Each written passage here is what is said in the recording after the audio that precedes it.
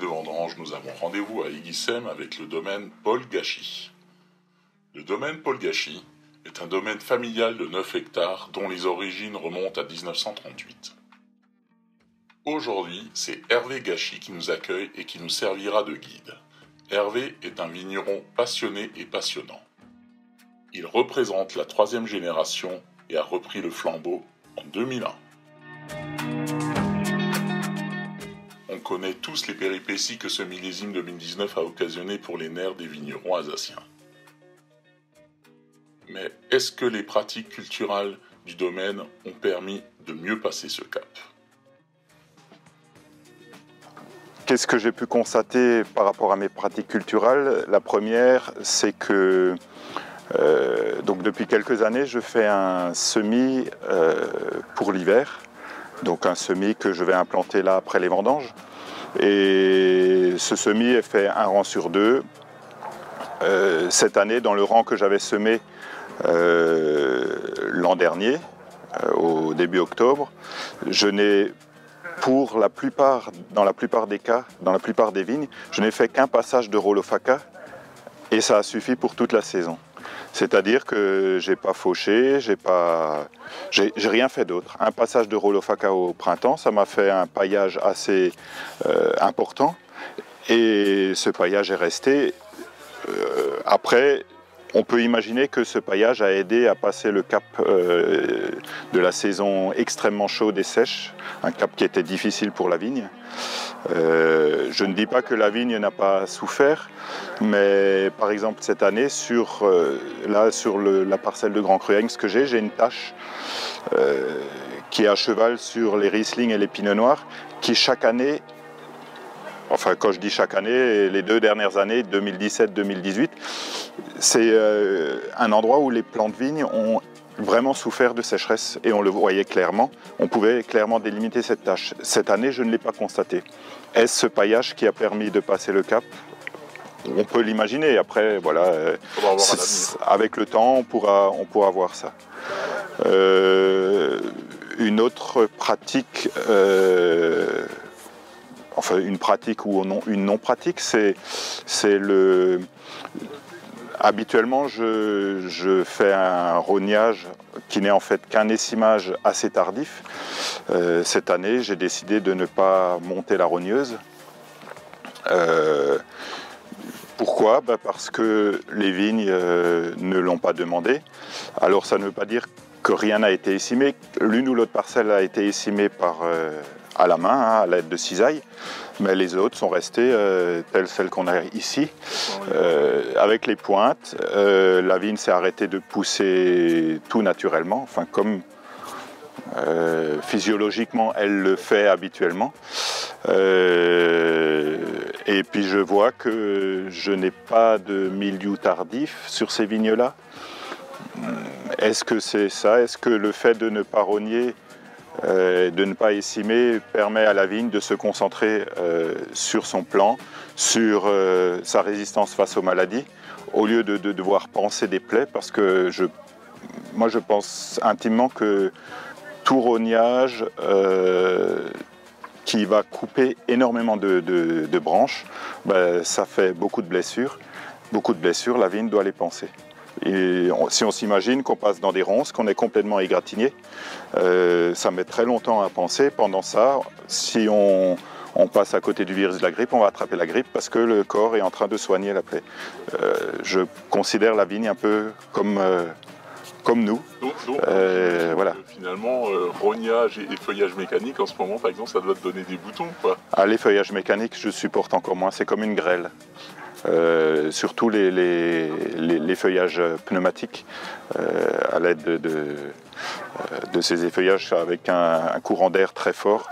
Ça déchiquette les feuilles, ça fait comme une grêle. D'ailleurs, on le voit, quand c'est effeuillé en été, la vigne, elle ne pousse plus pendant 15 jours, 3 semaines.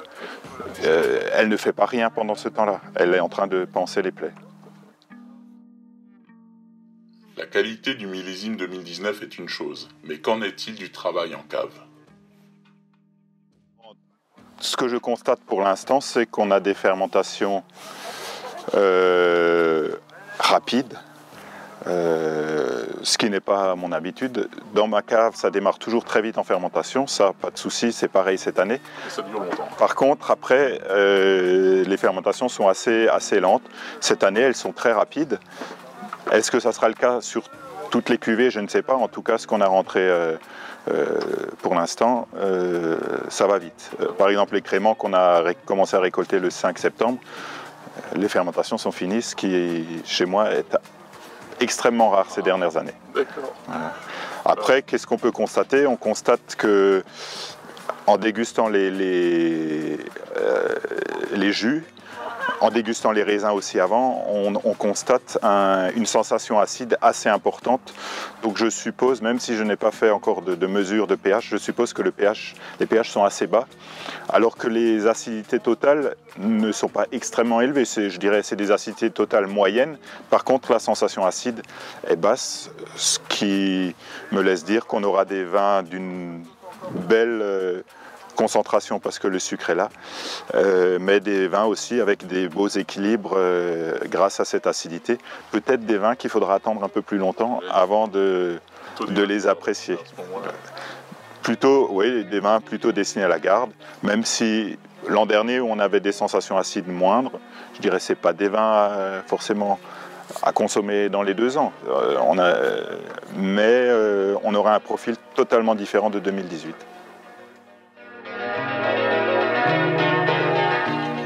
Il reste des domaines où le recrutement pour les vendanges n'est pas un souci. Il suffit de voir l'équipe de vendangeurs du domaine Paul Gachy et le sourire d'Hervé lorsqu'il nous en parle. Pour l'instant, j'ai une équipe de fidèles. Il y a des nouveaux qui arrivent par ceux qui étaient déjà chez moi, mais jusqu'à aujourd'hui, je n'ai pas besoin de chercher de vendangeurs pour compléter l'équipe. Et je peux même avoir des vendangeurs très rapidement. Pour donner un exemple, l'an dernier, quand le 15 août, j'ai décidé de vendanger le 17, j'ai appelé les vendangeurs le 16, le temps d'avoir la dérogation de l'INAO. Et le 17, on était une équipe de 10 vendangeurs dans les vignes. Voilà, donc voilà, j'ai beaucoup de chance. J'ai des gens qui sont disponibles, qui sont prêts à venir année après année, à revenir, et qui du coup connaissent aussi notre façon de travailler, mes exigences petit à petit, même si c'est des choses qui peuvent évoluer avec le temps, hein, avec ce qu'on peut découvrir chez des collègues dans d'autres régions, on peut faire évoluer les pratiques, mais une équipe d'habitués comme ça, c'est quand même très appréciable.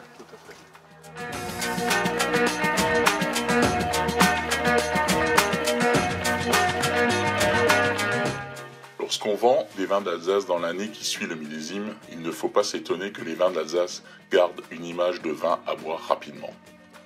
Mais cette image n'est-elle pas problématique lorsqu'on souhaite communiquer sur les vins d'Alsace égale vin de garde?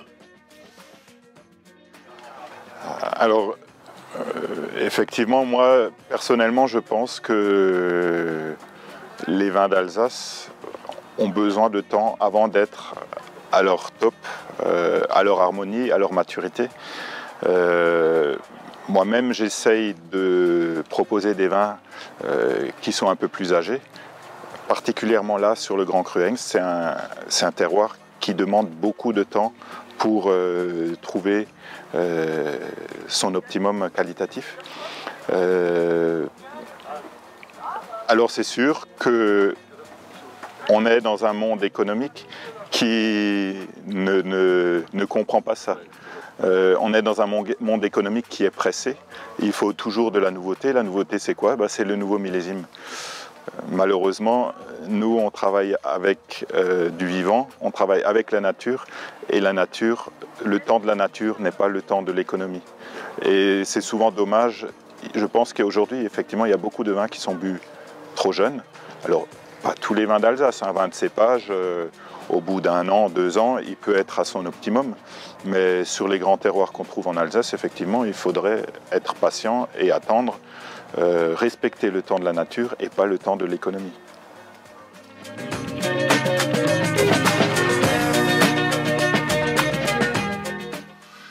Et l'ICEM a la chance d'avoir un syndicat viticole très important et dynamique. Il vient récemment de donner son feu vert pour une carte géologique du vignoble d'Eguisheim. C'est un avantage indéniable pour les professionnels, mais qu'en est-il pour le grand public ? Effectivement, la cartographie géologique que l'on va démarrer normalement là cet automne, au niveau des travaux de prospection dans les vignes, disons c'est un travail qui a deux objectifs. Un objectif pour les professionnels que nous sommes, une meilleure connaissance des sols, une connaissance même très fine parce que ça va être une carte au 5 millième, donc on va pouvoir trouver des différences à la parcelle. Donc je pense que ça va aider les vignerons demain à mieux comprendre leur terroir, leur parcelle et à adapter le travail au type de sol que l'on a. Ça, c'est le premier objectif pour les vignerons.